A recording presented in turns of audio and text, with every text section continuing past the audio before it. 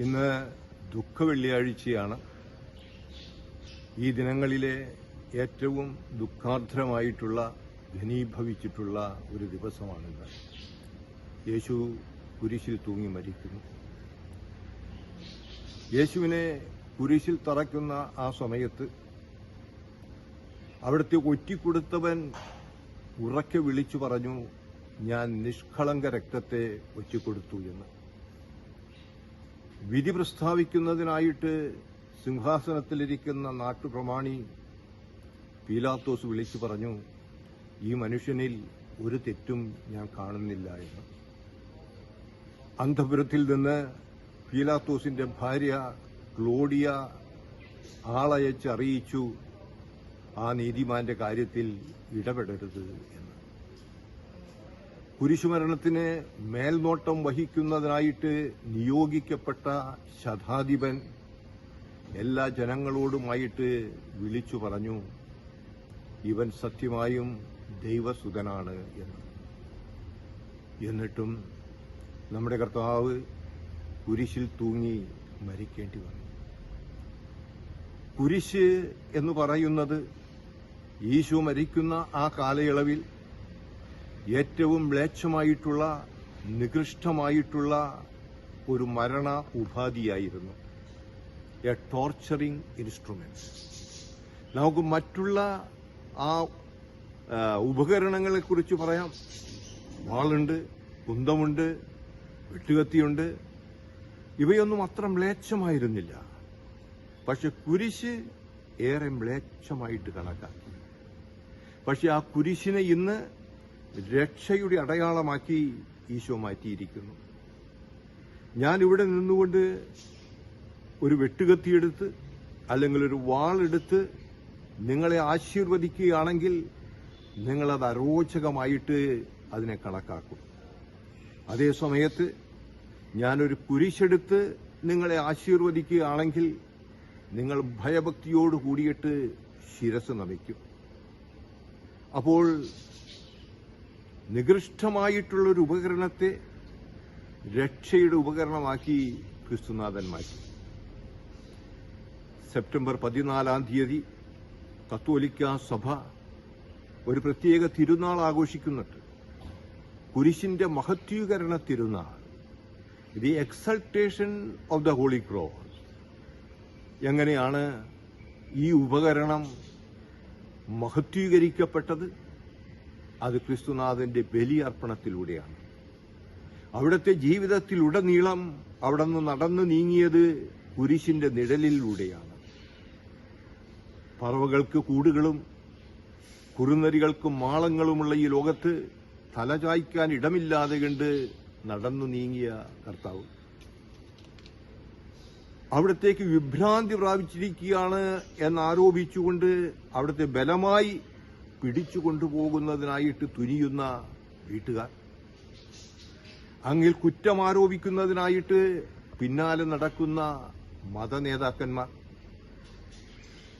ദൈവരാജ്യത്തിന്റെ മഹത്വത്തെക്കുറിച്ചും ദൈവരാജ്യത്തിന് അർഹമാകേണ്ടതിന്റെ ആവശ്യകതയെക്കുറിച്ചും അത് എപ്രകാരമാണ് യോഗ്യരാകുന്നതിനെക്കുറിച്ചും സ്വയം ശൂന്യവൽക്കരണത്തെക്കുറിച്ചും അവിടെ നിന്ന് വന്നത് സേവിക്കുന്നതിനാണ്, സേവിക്കപ്പെടുന്നതിനല്ല എന്നെല്ലാം പഠിപ്പിച്ച ആ ഈശോയുടെ 2 ശിഷ്യന്മാരാണ് അവിടത്തോട് തർക്കിച്ചുകൊണ്ട് ഇടതും വലതും ഓരോ കസേര വേണമെന്ന് ശാഠ്യം പിടിക്കുന്നത്. ചേർത്തു നിർത്തിയ അപ്പോസ്തലരിൽ ഒരുവനാണ് അവിടത്തെ ഒറ്റിക്കൊടുത്തത്. ഈ പാറമേൽ ഞാൻ എന്റെ പള്ളി പണിയും എന്ന് പ്രസ്താവിച്ച ക്രിസ്തുനാഥൻ ആ പത്രോസ് 3 പ്രാവശ്യം അവിടുത്തെ നിഷേധിച്ചു. കുരിശ് അവിടുത്തെ ജീവിതത്തിന്റെ ഭാഗമായിരുന്നു. ആ കുരിശിനെ അവിടുന്ന് മഹത്വീകരിച്ചു. ആ കുരിശിനെ അവിടുന്ന് രക്ഷയുടെ അടയാളമാക്കി മാറ്റി. എപ്രകാരം? പിതാവിന്റെ തിരുവിഷ്ടത്തിന് തന്നെ സമർപ്പിച്ചുകൊണ്ട്, പിതാവേ, കഴിയുമെങ്കിൽ ഈ പാനപാത്രം എന്നിൽ നിന്ന് നീക്കണമേ, എന്നാലും അവിടത്തെ തിരുവിഷ്ടം നിറവേറട്ടെ എന്നുരുവിട്ടുകൊണ്ട്, പിതാവേ, ഇവർ ചെയ്യുന്നത് എന്തെന്നിവരറിയുന്നില്ല, ഇവരോട് ക്ഷമിക്കണമേ എന്ന് പ്രാർത്ഥിച്ചുകൊണ്ട് കുരിശിനെ അവിടുന്ന് മഹത്വീകരിച്ചു. ഈ ദിവസങ്ങളിൽ, ഈ നോമ്പുകാലത്ത് നമ്മൾ വിശുദ്ധ കുരിശിന്റെ വഴി ആചരിക്കുകയുണ്ടായി. എല്ലാ വെള്ളിയാഴ്ചയിലും നമ്മുടെ ആശ്രമ ദേവാലയത്തിൽ പൊതുവായിട്ട് കുരിശിന്റെ വഴി നമ്മൾ നടത്തി. മറ്റു ദിവസങ്ങളിൽ ഭക്തർ അവരൊറ്റയായിട്ടും കൂട്ടമായിട്ടും വന്ന് വ്യക്തിപരമായിട്ട് കുരിശിന്റെ വഴി നടത്തി.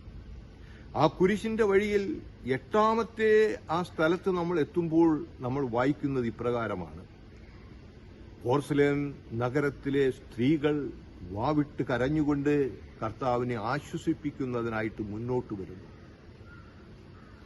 ഈശോ കുരിശു വഹിച്ചുകൊണ്ട് പോകുന്നത് കാണുമ്പോൾ അവർക്ക് സഹിക്കാൻ പറ്റുന്നില്ല. അവർ അവിടത്തെ ആശ്വസിപ്പിക്കുന്നതിനായിട്ട് വരുന്നു. അവരോട് തിരിഞ്ഞുകൊണ്ട് കർത്താവ് പറയും, നിങ്ങൾ എന്നെക്കുറിച്ച് കരയേണ്ട ആവശ്യമില്ല. നിങ്ങൾ എന്നെക്കുറിച്ച് വേവലാതിപ്പെട്ട് നിങ്ങളെയും നിങ്ങളുടെ മക്കളെയും ഓർത്ത് കരയുക എന്ന് പറഞ്ഞാൽ, കുരിശിന്റെ മഹത്വീകരണം കാണാതെ കണ്ട്, കുരിശിന്റെ ആ റിഡംറ്റീവ് വാല്യൂ, രക്ഷണീയമായിട്ടുള്ള ആ വില അറിയാതെ കണ്ട് നഷ്ടപ്പെടുത്തുന്നതിനെക്കുറിച്ച് നിങ്ങൾ കരയുക. നമ്മുടെ ജീവിതത്തിൽ കുരിശുകളുണ്ട്, പല വിധത്തിലുള്ള കുരിശുകൾ. ഒരു കൊടുങ്കാറ്റ് ഒരു മരത്തെ കടയോടെ പിഴുതെറിഞ്ഞ് കശക്കി എറിയുന്നത് പോലെ ജീവിതത്തിലെ ചില സംഭവങ്ങൾ കുരിശുകളായിട്ട് നമ്മളെ കശക്കി എറിയും. അത് രോഗമായിരിക്കാം, തെറ്റിദ്ധാരണയായിരിക്കാം, ഒന്നിച്ചു മുന്നോട്ടു പോകാൻ സാധിക്കാത്ത ജീവിത പങ്കാളിയായിരിക്കാം, വഴിതെറ്റിപ്പോകുന്ന മക്കളായിരിക്കാം. കുരിശുകൾക്ക് കുറവില്ല. പക്ഷേ ഈ കുരിശുകളെ രക്ഷണീയമാക്കി മാറ്റുക, ദൈവഹിതത്തിന് വിട്ടുകൊണ്ട്, നമ്മോട് കലഹിക്കുകയും നമ്മെ വേദനിപ്പിക്കുന്നവരെയും മാപ്പ് കൊടുത്തുകൊണ്ട് കുരിശിനെ രക്ഷണീയമാക്കി മാറ്റുക. അതല്ലെങ്കിൽ ഈശോ നമ്മെ നോക്കിയും പറയും, നിങ്ങളെ ഓർത്ത് കരയുക. കുരിശിന്റെ ആ രക്ഷണീയമായിട്ടുള്ള ആ മികവ് മനസ്സിലാക്കാതെ കണ്ട് ജീവിതത്തിൽ അനുഭവിക്കേണ്ട കുരിശുകളെ വൃഥാവിലാക്കുന്ന നിങ്ങളെ ഓർത്ത് കരയുക. നമുക്ക് പ്രത്യേകമായിട്ട് പ്രാർത്ഥിക്കാം. ജീവിതത്തിൽ വന്നു പിണയുന്ന ആ കുരിശുകളെ രക്ഷണീയമാക്കുന്നതിനുള്ള കൃപ നൽകണമേ എന്ന് ക്രൂശിതനായ കർത്താവിനോട് നമുക്ക് മുട്ടിപ്പായി പ്രാർത്ഥിക്കാം. ഒരു നല്ല ദിവസം നേരുന്നു. കർത്താവിന്റെ കുരിശുമരണത്തിന്റെ അനുഗ്രഹങ്ങൾ നമ്മുടെ ജീവിതങ്ങളെ സമ്പന്നമാക്കട്ടെ എന്ന് പ്രാർത്ഥിക്കുന്നു. ആമേൻ.